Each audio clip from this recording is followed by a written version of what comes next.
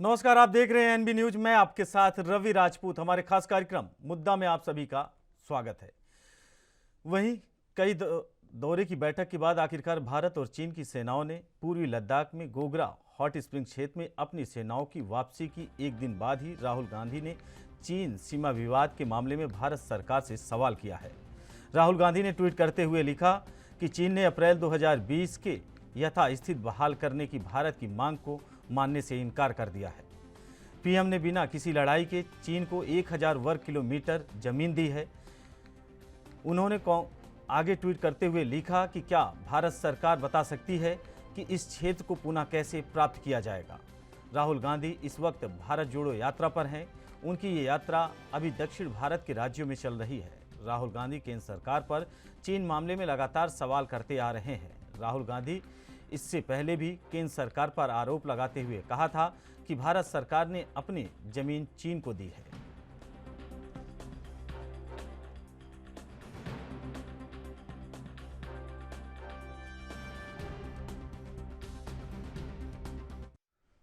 वहीं इसी मुद्दे पर चर्चा करने के लिए हमारे साथ पैनल मौजूद है। बीजेपी से राहुल आनंद जी मौजूद हैं, कांग्रेस से सीके ठाकुर जी और रक्षा विशेषज्ञ के रूप में ललन सिंह मौजूद है। आप तीनों लोगों का बहुत बहुत स्वागत है एनबी न्यूज पर। पहला प्रश्न सीके ठाकुर जी आपसे, चीन को कौन सी 1000 वर्ग किलोमीटर की जमीन भारत सरकार ने दे दी है? राहुल गांधी लगातार सवाल उठा रहे हैं। 1000 उन्होंने ट्वीट कर लिखा है कि 1000 किलोमीटर की वर्ग किलोमीटर की जमीन चीन को दे दी है। कौन सी ऐसी जमीन है चीन या एलएसी के पास की कि चीन को मिल गई है? सीके ठाकुर जी। जी जब राहुल जी कह रहे हैं तो बिना प्रमाण का तो कह नहीं रहे होंगे। आम जनता वहां देखने जा नहीं रही है, हमारे सैनिक वहां देखने जाते हैं। और मुझे लगता है कि यदि ऐसी बात है तो विपक्ष के कुछ सांसद और पक्ष के कुछ सांसद मिल करके उस लाइन ऑफ कंट्रोल पर देखने जाने की जरूरत है। वहां जाकर के जांच करें, देखें कि कौन सा जमीन 1000 वर्ग किलोमीटर जो है दिया गया है। दिया गया मतलब कि छोड़ दिया गया है। जब हमारे सैनिक जून 2020 में मारे जाते हैं, हमारे लगभग 20 सैनिकों की हत्या होती है, लगभग 60 के आसपास जो है उनका मतलब वो घायल हो जाते हैं। तो ऐसी स्थिति में प्रधानमंत्री जब देखने जाते हैं वहां, तो सैनिकों के बीच हुंकार भरने का काम तो करते हैं, लेकिन जब अपनी बात रखते हैं वो चीन के खिलाफ कुछ नहीं बोलते हैं। जब से माननीय प्रधानमंत्री जी अपने पद पर सुशोभित हुए हैं, तब से वो लगभग 18 से 20 बार चीन के राष्ट्रपति से मिले, लेकिन आज तक सीमा विवाद वैसा ही है, सुलझा नहीं पाए। और दिनों दिन जो है हमारी स्थिति गंभीर होती जा रही है। ये जो रिपोर्ट है, आप बीबीसी वहीं न्यूज देखें हम या आपको बताएं अंतरराष्ट्रीय सीके ठाकुर जी, पूर्वी लद्दाख के गोगरा हॉट स्प्रिंग एरिया में दोनों सेनाएं, चीन की सेना और भारतीय सेना, दोनों सेना थी। वहीं दोनों सेनाओं के बीच में आपसी सामंजस्य बैठा, जिसके बाद चीन की भी सेना और भारतीय सेना दोनों पीछे लौटी है। ना कि भारत की जमीन 1000 वर्ग किलोमीटर की जमीन उन्होंने चीन को दे दी है। सीके यह ठाकुर भी जी। एक जांच का विषय है। देखिए, आप इस पर विश्वास नहीं कर सकते। माननीय प्रधानमंत्री जी इतना झूठ बोलते हैं, इतना झूठ बोलते हैं कि झूठ को हमेशा सच में तब्दील करने की बात करते हैं। इसलिए यह जांच का विषय है। हमारे पार्लियामेंट के सदस्य हर पार्टी से जाकर के वो जांच करें, देखें कि सत्य क्या है। लेकिन ऐसा करेंगे नहीं, क्योंकि हम जानते हैं कि प्रधानमंत्री को अपना झूठी बोलवाला करके अगले 2024 का मिशन पूरा करना, जितनी बातें हुई ये सब झूठ बातें। आप ये देखिए कि लद्दाख में जितनी भी घटनाएं घटी है, वहां हमेशा हमारे हिंदुस्तानी सैनिक मारे जाते हैं। वो अखबारों में नहीं छपते, वो मीडिया में नहीं आते। आप ये देखिए प्रधानमंत्री जी की नीति पर कितना शक हम लोग करना जरूरी है कि 4 साल के लिए हमारे सैनिक को नियुक्ति करते हैं ये। और एयरपोर्ट जो एक सुरक्षित स्थान है, एयरपोर्ट से कितनी घटनाएं घटी पूरे विश्व भर में, आपने देखा होगा। विमान का अपहरण से लेकर के बहुत सारी घटनाएं घटती है। वैसी स्थिति में प्रधानमंत्री जी अपने दोस्त अडानी को कई एयरपोर्ट का सिक्योरिटी से लेकर संचालन तक उसको देने जा रहे हैं। ये कितना बड़ा बात है। आप देश का सिक्योरिटी रहेगा कहां? देश की सुरक्षा बिल्कुल खतरे में है जब तक माननीय प्रधानमंत्री जी नरेंद्र मोदी जी के हाथ में यह देश रहेगा और सुरक्षित रहेगा। धीरे धीरे ये हम किसी कंपनी के गुलाम होते जा रहे हैं, यह बहुत बड़ी बात है इस देश के नौजवानों के लिए, इस देश के बेरोजगारों के लिए और इस देश की जनता के लिए। इसलिए हमको इन प्रधानमंत्री पे अविश्वास करते हुए हमें जांच करनी पड़ेगी। एक संसदीय दल की वहां पर जाना चाहिए, जांच करने के विषय है। जी सीके रवि जी। राहुल आनंद जी, आपसे अगला प्रश्न है। सीके ठाकुर जी तो कह रहे हैं कि पीएम मोदी फेल हुए हैं और लगातार देश में चाहे कानून व्यवस्था हो, चाहे देश की सुरक्षा का मामला हो, लगातार पीएम मोदी फेल हुए हैं और बीजेपी सरकार झूठे वादे करती है। पहली चीज़, राहुल गांधी ने ट्वीट करते हुए लिखा कि 1000 वर्ग किलोमीटर की ज़मीन चीन को दे दी। कैसे देख रहे हैं आप? रवि जी, मुझे कुछ मौका दीजिएगा, कुछ वक्त दीजिएगा, मैं एक एक चीजों से परत दर परत पर्दा उठाता चलूंगा। शुरुआत कर देता हूं मैं 2017 से, जब डोकलाम की बात अगर कर ले, जब ब्रिक्स समिट होने वाला था तो उस समय भारत के प्रधानमंत्री ने कहा था कि डोकलाम से जब तक चीनी सेना वापस नहीं जाएगी तब तक मैं वहां उपस्थित नहीं होगा। शुरुआत वहीं से शुरू कर दी गई थी और अंततः चीन को वहां झुकना पड़ा और डोकलाम से अपनी सेना को हटाना पड़ा। हालांकि वो बात भूटान की थी, इसलिए बहुत ज्यादा असर नहीं था, लेकिन फिर भी 2020 की बात करें, लद्दाख में रेज लॉन्ग पे एक ऐसी जगह है जहां पे भारतीय सेना आज तक नहीं पहुंची थी। बहुत रणनीति चरणबद्ध तरीके से इसकी रणनीति तैयार की और भारतीय सेना वहां जाकर कब्जा करती। एक बहुत पुरानी कहावत है, जैसे को तैसा। तो जैसे को तैसा करने के चक्कर में ही 16 दौर की बातचीत चली है। और मैं एक बहुत महत्वपूर्ण कहावत कहना चाहूंगा कि एक बहुत मजबूत बादशाह है, वह हर जगह कब्जा करना चाहता है मगर वो चुटलाता है, तो उसकी हनत हेकड़ी, उसका रसूख वही खत्म हो जाता है जब वो चुटलाना चाहता है। ठीक उसी प्रकार से जो ड्रैगन, जो चीन है, वो भी 3 चीजों पे चुटलाता है। पहला तियानमेन, दूसरा तिब्बत और तीसरा ताइवान।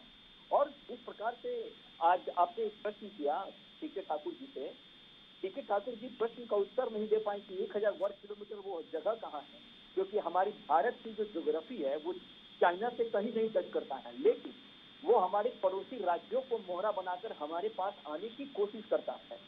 आपको एक सबसे बड़ी बात मैं बता दूं, भारत का जो डोमेस्टिक पॉलिटिक्स है, जिसको चीन बिगाड़ने की कोशिश कर रहा था, जिसमें एनजीओ हो, ऑपोजिशन जो मौका की तलाश करते रहते हैं, वो भी इसी का एक हिस्सा है।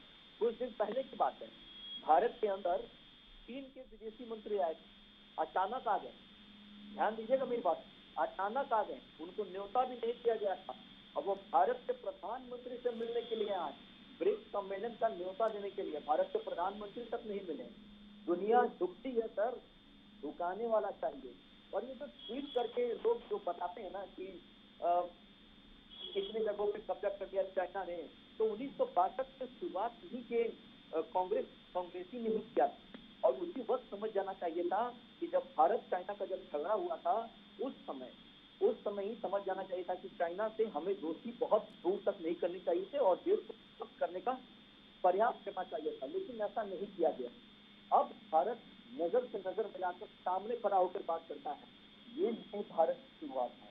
और मैं आपको एक चीज और बता दूं, जो 5 देशों का नेतृत्व करने वाला है भारत, उसमें चीन सबसे ज्यादा परेशान है। तो मैं ये कह सकता हूँ कि जो आपने भी कहा, जो मीडिया के रिपोर्ट भी आ रहे हैं कि वो लोग हट गए, बफर जोन बनाकर आपस में हट गए, तो ये बहुत बड़ी उपलब्धि है। और चीन को ये बात पता चल चुका है कि अब मुझे आंख दिखाने से नहीं होगा, जैसे को तैसा मिल गया है ये नरेंद्र मोदी का भारत। और दुख की बात ये है कि जो कांग्रेस छोड़ो यात्रा की बात करते हैं, वही कांग्रेस तोड़ो और देश तोड़ने की बात करते हैं। 1947 में देश तोड़ दिया, अब देश जोड़ने की बात करते हैं। बहुत सारे प्रश्न हैं जो उठेंगे, जब हम चर्चा में सम्मिलित होंगे तो इससे भी चर्चा करेंगे। लेकिन एक बड़ी बात मैं बता दूं, जिस तरह भारत ब्रिटेन को पछाड़कर 5वें नंबर पे आ गया है, तो ये कहीं ना कहीं हर भारतीय के लिए सुखद और अनुभूति का एहसास कराने वाला क्षेत्र है। और मैं राहुल आनंद जी, अगला प्रश्न ललन जी आपसे है। एलएसी पे भारत और चीन का विवाद, ललन सिंह जी, बहुत पहले से, ये आज नहीं, साल भर नहीं, कई सालों से ये चला आ रहा है। दोनों देशों के बीच में विवाद और दोनों देशों के सेनाओं के बीच में कई बार बहस हुई, कई बार आपस में ताकझाक हुआ। लेकिन प्रश्न ये है कि ये विवाद ललन सिंह जी कब तक सुलझेगा? आपको लगता है कि विवाद सुलझेगा? वहीं ये कहा जा रहा है कि कुल मिला के दोनों देशों की सेनाएं जो एलएसी पे खड़ी थी, दोनों एक ही बॉर्डर पे, तो चीन की भी सेना पीछे लौटी है और भारतीय सेना भी पीछे लौटी है। लेकिन यहीं राहुल गांधी का एक ट्वीट, 1000 वर्ग किलोमीटर की जमीन भारत सरकार ने चीन को दे दी। कैसे देख रहे हैं आप? रवि राजपूत जी, मैं आपके चैनल के माध्यम से पहले बता दूं कि बेहतर भविष्य के लिए चाहिए अजीत से मुक्ति। मेरे इस लाइन को समझने की कोशिश कीजिएगा। जी जी। 1962 का अगर याद आप करेंगे तो अपने भविष्य की तरफ आगे नहीं जा पाएंगे।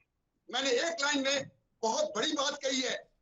हो सकता है उस समय हमारे दोनों प्रवक्ता भी नहीं होंगे और मैं भी एकदम छोटा था। 1962 में जो हुआ वही अभी हम वर्तमान में भुगत रहे हैं। तो मैं समझता हूं, मैं एकदम निष्पक्ष, कि भारत जोड़ो अभियान बहुत अच्छी बात है, देश को छोड़नी चाहिए, लेकिन 1000 वर्ग किलोमीटर, अरे साहब 100 मीटर भी सामने दुश्मन खड़ा हो और कोई भी देश चाहे वो कमजोर हो चाहे मजबूत हो, इतनी आसानी से किसी की हिम्मत नहीं आज के इस रिमोट और डिजिटल और तरह तरह के वारफेयर में कि कोई 1000 वर्ग किलोमीटर को हथिया ले। और भारत तो बहुत महान और विशाल देश है। आपने जो कहा बहुत सही कहा।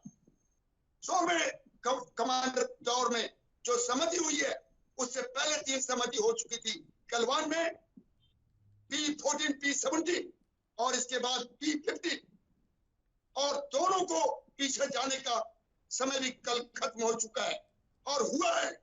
थोड़ी बहुत प्रक्रिया ध्वस्त करने की जारी है।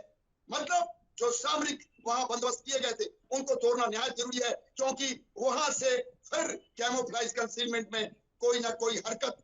और चीन के लिए मैं ये कह सकता हूं कि चीन ऐसा धूर्तबाज है जो कि किसी भी बात के ऊपर टिकता नहीं।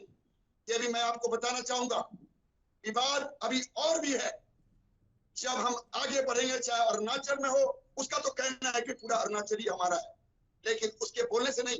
एक बात तो मैं साफ कहूंगा कि चीन अभी इतने दबाव में है, कूटनीतिक, राजनीतिक और सामरिक, चाहे वो ताइवान हो या और कारणों से हो, चाहे आर्थिक, हमारे यहाँ उसकी बहुत निवेश है और लगातार उसके ऊपर भारत सरकार और हमारी जो एजेंसियां हैं वो दबाव भी बना रही है। तो मैं इस बात को खारिज करता हूं। मुझे लगता है अगर मैं किसी राजनीति की बात करूं तो मुझे लोग कहते हैं कि आपको राजनीति कैसे पता है। मैं भी 73 का ग्रेजुएट और पॉलिटिकल साइंस का ऑनर्स रहा हूं। 74 का मैं भी लोगों के साथ रहा हूं, लेकिन सर्विस मेरी बॉर्डर सिक्योरिटी फोर्स की रही है। मैं दावे के साथ कह सकता हूं कि इस तरह की बातों से गोपनीयता भी टूटती है, नीड टू नो बेसिस भी डिस्टर्ब होता है, और सबसे बड़ी चीज देश की छवि खराब होती है। जबकि उज्बेकिस्तान में एससीओ के मीटिंग में हमारे प्रधानमंत्री गए हैं या जा रहे हैं, और वहां जाने के बाद पुतिन साहब, जिनपिंग और शाहबाज खान से भी हो सकता है बातचीत हो। तो इस तरह की बातें लगता है कि वो एक बच्चों की बात होती है। मैं गलत बोल रहा हूँ, अमर्यादित बोल रहा हूँ। अरे साहब, मैं बिहार का रहने वाला हूँ। बिहार में बेगूसराय में जो एक इंसिडेंट हुआ है उसके बारे में बोलिए। अग्निवीर के बारे में मैं बताना चाहता हूँ, ये बहुत अच्छी सेवा है। ये मैं इसलिए बोलता हूँ, हमारा देश बेरोजगार है, लेकिन युवाओं का देश, इससे सेवा चाहिए, और सेवा फौज के माध्यम से करने की इच्छा हमारे भारतीयों में है। और एक बच्चे की जगह में 4 बच्चों को जब अग्निवीर में जॉब मिलेगा तो सोसाइटी और परिवार और देश एक अच्छे मार्ग की तरफ जाएगा। सब मिला जुला के मैं आपके माध्यम से पूरी तौर पे ये कहने में समर्थ हूं कि किसी भी प्रकार का, और ठाकुर साहब ने बहुत सही कहा, अगर कोई शक है तो संसदीय समिति हमारे माननीय नेताओं को जाके लाइन ऑफ एक्चुअल कंट्रोल के ऊपर, लाइन ऑफ एक्चुअल कंट्रोल क्या होता है, जो जहां पे था उसी को हमने एक विवाद को रोकने के लिए सीमा मान लिया। लेकिन एलएसी किसी भी हालत में ये नहीं होता कि हमारी सीमा किधर है। ये परसेप्शन है कि यहीं पे आके रुको, इधर हम उधर तुम। तो आने वाले दिनों में जिस तरह से दबाव भारत सरकार और हमारी पूरी देश और हमारी सेना प्रोफेशनल इतनी तगड़ा है रवि जी, कि अभी 13-13 किलोमीटर के ऊपर हेलीपैड ग्राउंड बन रहे हैं। हमारे इंजीनियर्स ने, मद्रास और बंगाल इंजीनियर्स ने एक पुल बनाया है गलवान में, जो दुनिया के लिए वीडियो देखने के बाद उदाहरण के तौर पे है। तो मैं इस बात को नहीं मानूंगा कि 1000 वर्ग किलोमीटर, लेकिन ठाकुर साहब ने बहुत सही कहा, वो एक प्रवक्ता है, उनकी बात को मैं एक्सेप्ट करता हूँ, संसदीय समिति को जाना चाहिए, लेकिन इस तरह से हल्के फुल्के भारत जोड़ो अभियान में बात की कोई फायदा नहीं। अरे जब आप बेगूसराय के अंदर एक इतनी बड़ी इंसिडेंट जिसमें वो 40 किलोमीटर गोली मार के चला गया और 24 घंटे तक अभी कोई भी आरोपी पकड़ा नहीं गया। तो ये देश में बहुत सी काम है, महंगाई भी है, बहुत ज्यादा बेरोजगारी भी है, लेकिन देश के सुरक्षा के प्रति बयान देने से पहले थोड़ा सा सोचना है, क्योंकि ये कोई साधारण चीज नहीं है, ये पूरी दुनिया को इफेक्ट करती है। यूक्रेन, रूस, ताइवान, चीन और अजरबैजान और आर्मेनिया, ये सभी थर्ड वर्ल्ड वार की तरफ जा रहे हैं। तो हमें भी अपने आप में, चाहे एलएसी हो या एलओसी, बहुत सतर्क और सख्त होना निहायत आवश्यक है। रवि जी, मैं ये कहना चाहता हूँ। सीके ठाकुर जी, लगातार भारत और चीन का मुद्दा आज से नहीं, बहुत पहले से रहा है, और एलएसी का जो मामला रहा है, शायद इसके पहले भारतीय सेना की तरफ से, भारत सरकार की तरफ से या चीन की तरफ से और चीन मंत्रालय की तरफ से लगातार कोशिश किया जा रहा था कि दोनों सेनाएं पीछे हट जाएं, लेकिन अभी तक नहीं हुआ। फिलहाल कुछ हद तक हुआ। राहुल गांधी का यह ट्वीट, जहां तक हमारा मानना है 1000 वर्ग किलोमीटर की ज़मीन चीन की सेना के पास नहीं पहुंची या चीन की सेना उसे कब्जा नहीं कर पाई, तो इस ट्वीट को आप कैसे देख रहे हैं? ऐसा तो नहीं कि 2024 का एजेंडा तय किया जाता हो इसी ट्वीट के माध्यम से? रवि जी, ऐसा नहीं है। अभी ललन बाबू की एक बात मैं सुन रहा था, इन्होंने कहा कि बिहार में 2 हत्याएं हुई, 2 बदमाशों का जो मामला भी आपने न्यूज में भी देखा। इसके पहले जब नीतीश कुमार जी भारतीय जनता पार्टी के साथ थे तो वहां सारे मामले दब जाते थे। आंखों देखी बहुत सारी घटनाएं लोगों के बीच फेसबुक के माध्यम से, सोशल मीडिया के माध्यम से हम लोग पढ़ते थे, लेकिन हमारी जो मीडिया है वो दिखा नहीं पाती थी, क्योंकि वहां सेंसर लगा दिया जाता था। लेकिन आज ललन बाबू के दिख रहा है। आप पिछले का भी देखिए कि जब नीतीश कुमार जी और बीजेपी साथ साथ थे तो क्या था, चलिए वो बात अलग रही। लेकिन आपको मैं याद दिलाना चाहता हूं कि जिस दिन साबरमती के आश्रम में जिनपिंग को मोदी जी झूला झूला रहे थे, उसके ठीक कुछ दिनों के बाद यहां से जब वो चीन गए तो डोकलाम वाला कार्यक्रम वो कर दिए अपना। डोकलाम में जो है हमारे सेना हमारे क्षेत्र में घुस गए वो, और हमारी सेना कोशिश करके उसको हटा नहीं पाई। तो वहां पर हमको देखने की जरूरत थी। तो हमको चीन पर विश्वास बिल्कुल नहीं करना है। आपने ठीक कहा कि बिल्कुल विश्वास करने की जरूरत नहीं है, वह ड्रैगन है, वह झूठा है। तो हमको जिनपिंग के साथ माननीय प्रधानमंत्री जी 18 बैठकें किए थे 2021 तक। उसके बाद जो बातें हुई, लाइन ऑफ कंट्रोल पर हम क्या कर लेंगे उसको देखने की जरूरत है, उसको और भी टाइट करने की जरूरत है। सीके ठाकुर जी, हम मानते हैं चीन जो है हमारा दुश्मन देश है, हमें उस पर बिल्कुल भी होता नहीं कि एहतराम नहीं जताना चाहिए, ना ही उस पर भरोसा दिखाना चाहिए। लेकिन ये भी बात तो गलत है, कहीं ना कहीं उसके पक्ष में है कि 1000 वर्ग किलोमीटर, मुद्दा तो यही है ना। हम इसी मुद्दा के लेकर आपसे चर्चा कर रहे हैं कि 1000 वर्ग किलोमीटर की जमीन पर चीन ने कब्जा कर लिया है। राहुल गांधी का ट्वीट है, राहुल गांधी के ट्विटर हैंडल से ये ट्वीट किया गया है। सवाल तो यही है ना सबसे बड़ा। कहीं ना कहीं आप देखेंगे कि चीन की जो नीति है, सामरिक नीति है, उसके तहत वो जो हमारा ब्रह्मपुत्र नदी है, उस नदी का जो उद्गम स्थल है, वहां से वो अपना एक नया टर्न लेकर के हमारे नदी को भी बंद करने का काम कर रहा है। उसकी अलग अलग नीति चल रही है। तो वो किया है काम। हमारा जो विदेशी एजेंसी से उन्होंने रिपोर्ट दिया है, हमारे एजेंसी को अभी तक नहीं मिल पाया है रिपोर्ट, लेकिन विदेशी एजेंसी का न्यूज है कि 1000 किलोमीटर से ज्यादा धरती पर उसने अपना कब्जा बना रखा है। और वो अब दोनों में जो बात हुई है वो कि दोनों सैनिक अपने अपने जगह पर रहेंगे। तो सीके ठाकुर जी, आप ये मानते हैं ना कि 1000 वर्ग किलोमीटर की जमीन पर चीन ने कब्जा किया है, ये मानते हैं ना आप? निश्चित रूप से। निश्चित। मैंने क्या कहा, मैंने पहले ही कहा कि हमारे जो संसदीय टीम है, दोनों दल के या अन्य दलों के लोग भी जाकर के एक निष्पक्ष भाव से देखने की जरूरत है कि माननीय मोदी जी जो बोल रहे हैं, क्योंकि इनकी जो झूठी बातें हैं ना, पूरे वायरल है और झूठ पर इनका सब कुछ जिंदा है। अभी मेरे जी कह रहे थे कि 1947 में कांग्रेस ने देश का बंटवारा कर दिया। आज तो मोदी जी और भी बंटवारा कर रहे हैं। हिंदू मुसलमानों को बांट करके अपना राजनीति चमका रहे हैं। आप खुद दिख रहा है, सब कुछ दिख रहा है। पूरे मीडिया में 90% मीडिया को अपने कब्जे में लेकर के सिर्फ वही बात करते हैं जो हिंदू मुसलमान हो। भारत में बेरोजगारी है, भारत में क्या क्या हो रहा है, किसानों के साथ क्या हो रहा है, इस पर कभी ध्यान ही नहीं जाता है।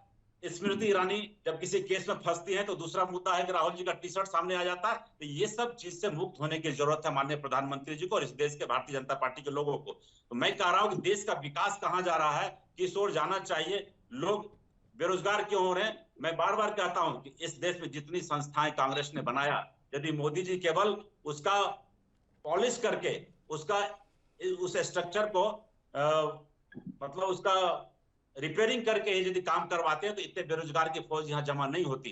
हर चीज को जो बेचने का काम कर रहे हैं उसको कम से कम रोकें। ये बहुत ही अच्छी बात नहीं है। चलिए इस चीन मुद्दे पर मैं इतना कहूंगा कि जो आपने कहा था कि चीनी कुछ ऐप पर हमने बैन लगाया, लेकिन आज भी चीन का ऐप जिंदा है यहाँ पर और आज भी व्यापारिक प्रतिष्ठान हमारा चीन से काफी चल रहा है। चीन के सामान आ रहे हैं और जा रहे हैं, ये धड़ल्ले से यूज हो रहा है। तो इस चीज पर जो कथनी और करनी दोनों में काफी अंतर है माननीय प्रधानमंत्री जी के, माननीय भारतीय जनता पार्टी के तमाम मंत्रियों का। तो इस पर रोक लगाने की जरूरत है, मैं यही कहूंगा रवि जी।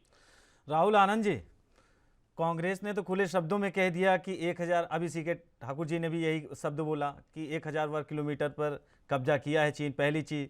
दूसरे, पीएम मोदी के शासनकाल में जब से सत्ता आई है बीजेपी की, तब से देश में बेरोजगारी बढ़ी है। जब से पीएम मोदी की सत्ता आई है, जब से बीजेपी की सत्ता आई है, तब से चाहे एलएसी का मैटर हो, चाहे भारत पाकिस्तान का मैटर हो, बॉर्डर का, वो भी कहीं ना कहीं आपत्तियों के बीच में फंसा रहा है। तो क्या माना जाए कि कांग्रेस सरकार कुछ ज़्यादा अच्छा करके गई है क्या? देखिए, जो कांग्रेस के प्रवक्ता जिन बातों को बोल रहे थे और अब बात बात एक ही बात पूछ रहे थे आप उनसे कि आप मानते हैं कि 1000 वर्ग किलोमीटर पर चीन ने कब्जा कर लिया है, तो मेरे दिमाग में पता है क्या प्रश्न चल रहा था। कहीं ऐसा तो नहीं कि 1 किलोमीटर को 1000 किलोमीटर लिख दिया हो, क्योंकि 1000 पे 1000 की जगह 1 भी लिखा जा सकता है, 1 किलोमीटर को भी। और दूसरी बात मैं बता दूं, नहीं राहुल आनंद जी, राहुल गांधी ने अपने ऑफिशियल ट्विटर हैंडल से ट्वीट किया है और वो ट्वीट हम चला भी रहे हैं।